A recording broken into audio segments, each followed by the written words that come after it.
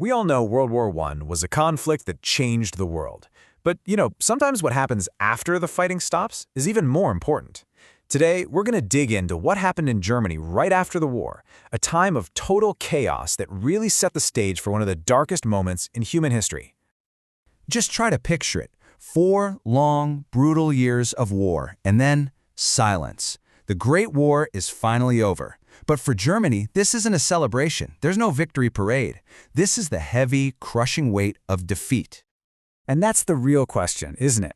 Stopping the shooting is one thing, but what comes next? How does a whole nation, a nation that has lost so much, even begin to pick up the pieces? Well, for Germany, the answer was complicated and incredibly dangerous. Okay, so to really get what's going on, we have to start with the cold, hard truth of 1918. Germany lost the war. I know, propaganda later would spin a very different story, but the reality was their armies were exhausted, their resources were gone. They just couldn't fight anymore. It was a military defeat, plain and simple. So the fighting stops, but the war isn't technically over yet. For that, you need a document, a peace treaty. And this treaty would become one of the most famous, or maybe infamous, documents in history. It was called the Treaty of Versailles. Now, don't imagine a friendly negotiation here. This wasn't a meeting of equals. The winners, France, Britain, the United States, they were the ones who wrote the rules.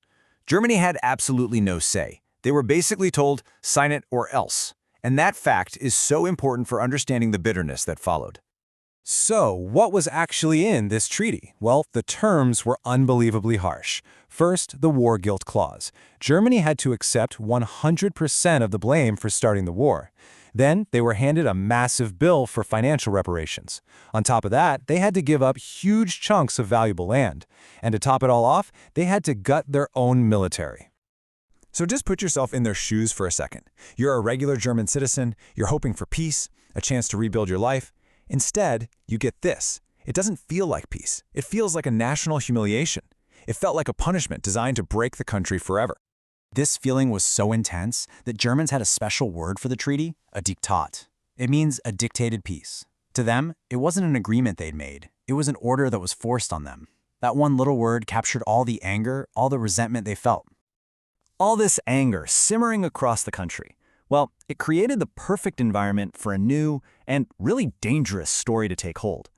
A story that would explain away their defeat and, maybe more importantly, give them someone to blame. And this is the phrase right at the heart of it, the Dolchstoßlegende, or the stab-in-the-back myth. It's this powerful, toxic idea that their army hadn't really lost. It's an idea that extremists, especially Adolf Hitler, would later use to rally people and point to enemies within their own borders. This myth completely rewrote history. The reality was a military defeat. The German army couldn't win. But the myth? It said the army was actually on the verge of victory, but they were betrayed, stabbed in the back, by weak politicians, by socialists, by minority groups back home. It was a lie, but it was a simple, powerful lie that a lot of people wanted to believe. Okay, so let's just recap.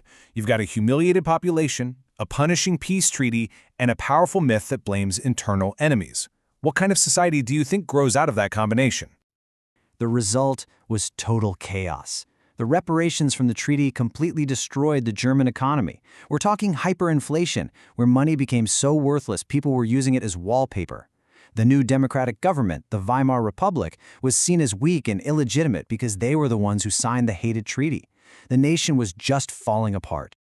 And this created a really dangerous dynamic, because when people are suffering, when they're desperate, they look for answers.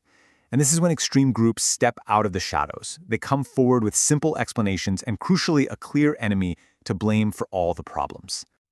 Look, the Treaty of Versailles didn't directly cause Nazism. It's not a simple A to B connection.